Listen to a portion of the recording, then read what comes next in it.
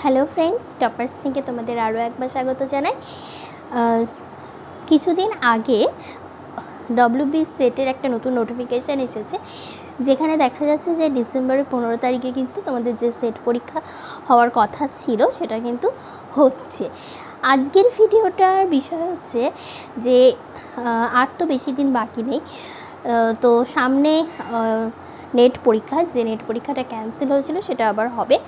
এবার এখন যারা অনেকেই আছে যারা নেট দিচ্ছে না, শুধুমাত্র সেট দিচ্ছে, এটা তাদের জন্য বলতে পারো, আবার যারা নেট সেট দুটোই দিচ্ছে তাদের জন্য।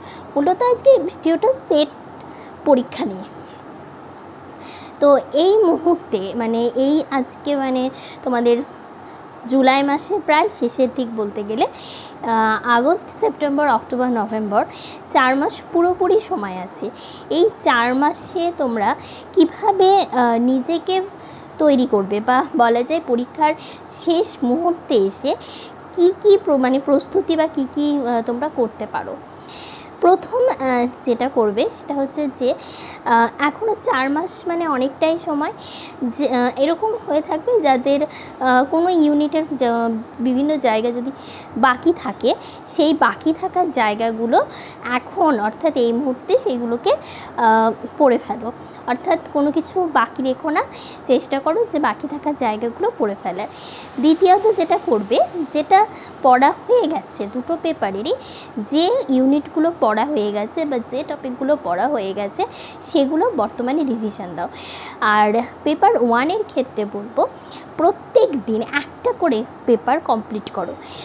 তোমাদের যে ফুল কোয়েশ্চেন পেপারটা থাকে, যেখানে প্রত্যেক ইউনিট থেকে কোয়েশ্চেন থাকে, সেরকম একটা করে পেপার পুরো একটা এক্সাম পেপারকে কমপ্লিট করো। কারণ এই মুহূর্তে পেপার 1টা প্র্যাকটিস করা খুব দরকার।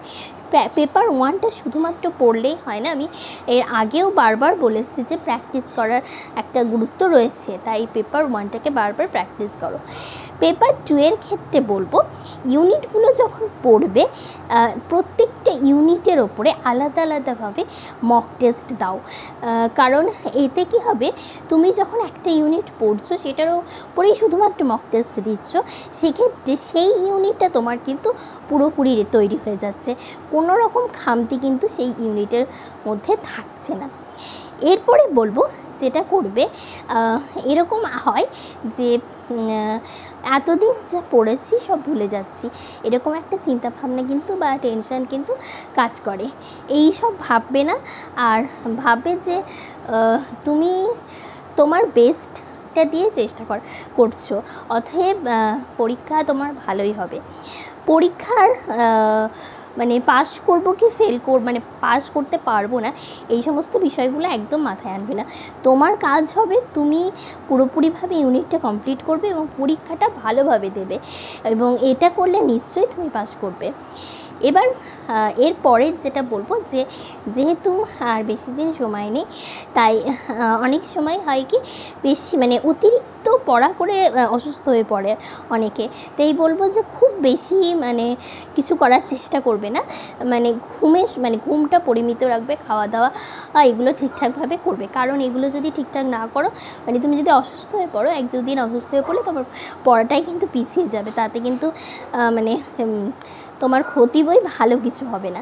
তাই এই সময় সুস্থ থাকার চেষ্টা করো। আর সেই সাথে যেটা পড়ছো সেটা কনফিডেন্ট নিয়ে পড়ো, যে এখান থেকে যে প্রশ্নই আসুক না কেন আমি পারবো, ঠিক এই কনফিডেন্টটা নিজের মধ্যে রাখো। নিশ্চয়ই তোমার পরীক্ষা খুব ভালো হবে এবং তুমিও এবারের সেট পাস করে যাবে। আর পরবর্তীতে আবার নতুন ভিডিও নিয়ে চলে আসবো। আর যারা চাইছো যে প্রপারলি নেট সেটের গাইড নিতে, তারা আমার অনলাইন ব্যাচে জয়েন হতে পারো।